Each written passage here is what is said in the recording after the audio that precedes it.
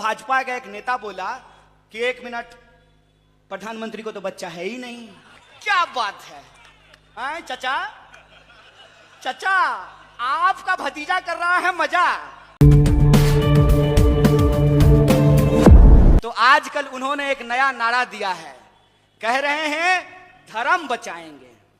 क्या बात है, हम रोजी रोजगार मांग रहे हैं, फसल का दाम मांग रहे हैं, मजदूर मजदूरी मांग रहा है, सफाई कर्मचारी जो है बेज मांग रहा है, वेतन मांग रहा है, महिलाएं सुरक्षा मांग रही है, जो इस देश के आम नौजवान हैं वो रोजगार मांग रहे हैं। तो ये कहते हैं कि धर्म बचाएंगे। बचाएंगे, सब लोग मिलके बचाएंगे। वैसे भी गांधी जी ने कह दिया है, रघुपति राघव राजा राम, पतित पावन सीताराम, ईश्वर अल्लाह तेरो नाम, सबको सन्मति दे भगवान, बचाएंगे धर्म।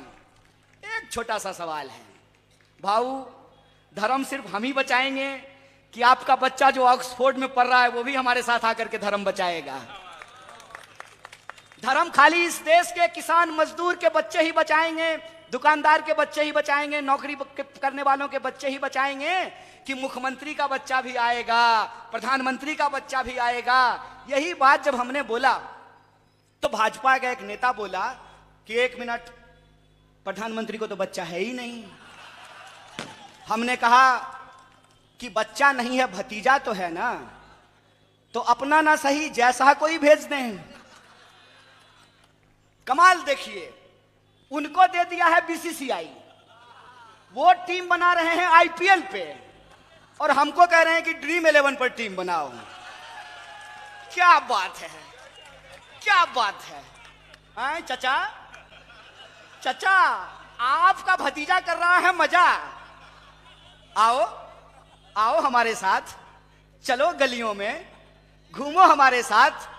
हमारे नेता मोहब्बत का संदेश लेकर कन्याकुमारी से लेकर कश्मीर तक पैदल चले, और हम एक ही नारा लगा रहे थे, कन्याकुमारी से कश्मीर, भारत मां की एक तस्वीर। यही नारा हम लगा रहे थे। आइए मिलकर के बचाते हैं देश, मिलकर के बचाते हैं धर्म, मिलकर के बचाते हैं संस्कृति, मिलकर के बचाते हैं परंपरा, लेकिन इसको सियासत का मसला नहीं बनाइए।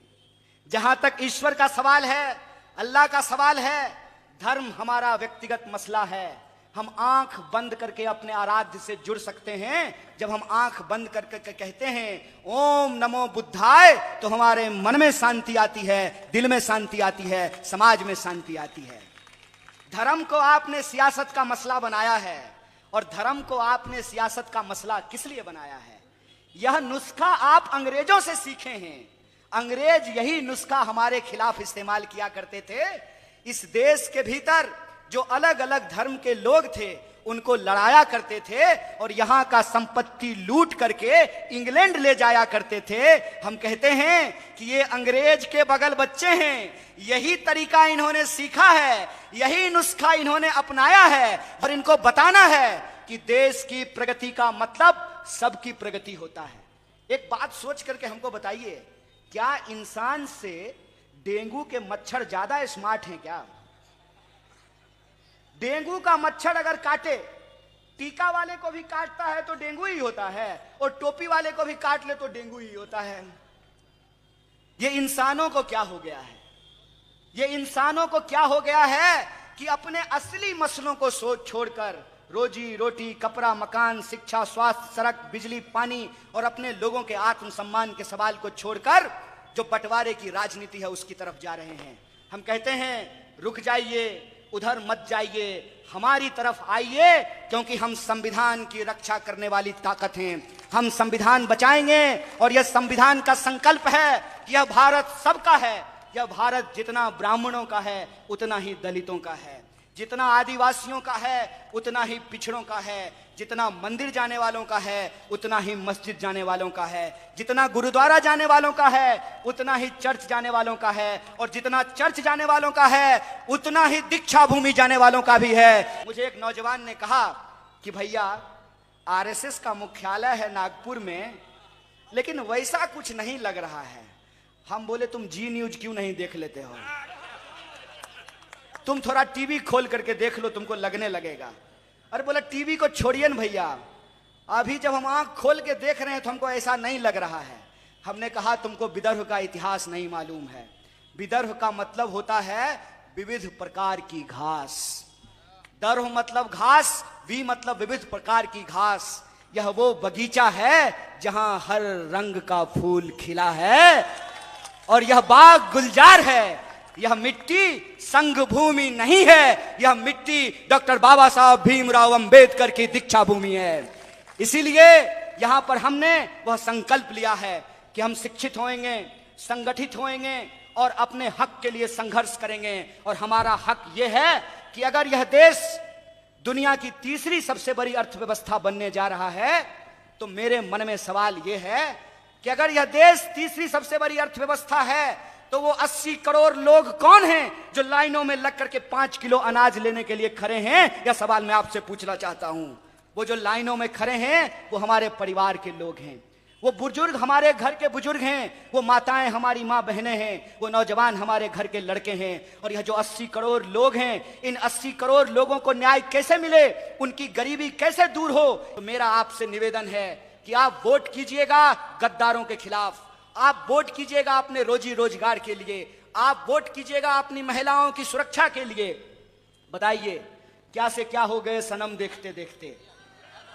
जिस महाराष्ट्र में यह नारा लगता है मुलगी सिखली प्रगति झाली, उस महाराष्ट्र में आए दिन महिलाओं के खिलाफ अपराध हो रहे हैं। जिस महाराष्ट्र में सावित्रीबाई फुले का जन्म हुआ, जो महिलाओं की शिक्षा की शुरुआत की, मैं कहता हूं कि अगर सावित्रीबाई फुले नहीं होती तो कल्पना चावला भी नहीं बन पाती। उसका श्रेय, उसका योगदान अगर किसी का है तो सावित्रीबाई फुले का है। महिलाओं के ऊपर जो ये अपराध हो रहे हैं, उस अपराधों पर हम लोगों को रोक लगाना है। इसीलिए जब आप वोट करने के लिए जाइएगा तो आप वोट कीजिएगा महंगाई के खिलाफ, आप वोट कीजिएगा बेरोजगारी के खिलाफ। और हमारे टाइगर हमारे बीच में आ गए हैं।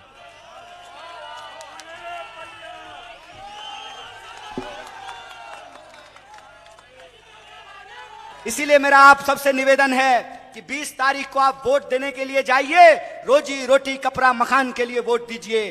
20 तारीख को आप वोट देने के लिए जाइए अपने बाल बच्चों के लिए और महाराष्ट्र के आत्मसम्मान के लिए वोट दीजिए। 20 तारीख को जब आप वोट दीजिए तो इस नारे के साथ वोट दीजिए, जय जवान, जय किसान, जय संविधान। इसीलिए मेरा आप सबसे निवेदन है कि 20 तारीख को महाराष्ट्र में परिवर्तन के लिए वोट कीजिए। बोलिए परिवर्तन होगा, महाराष्ट्र में सरकार बदलेगी, अन्याय की समाप्ति होगी, न्याय की स्थापना होगी। तो 20 को आप अपना काम कीजिए, 23 तारीख को रिजल्ट आएगा, 24 तारीख को हम लोग अपना काम शुरू करेंगे।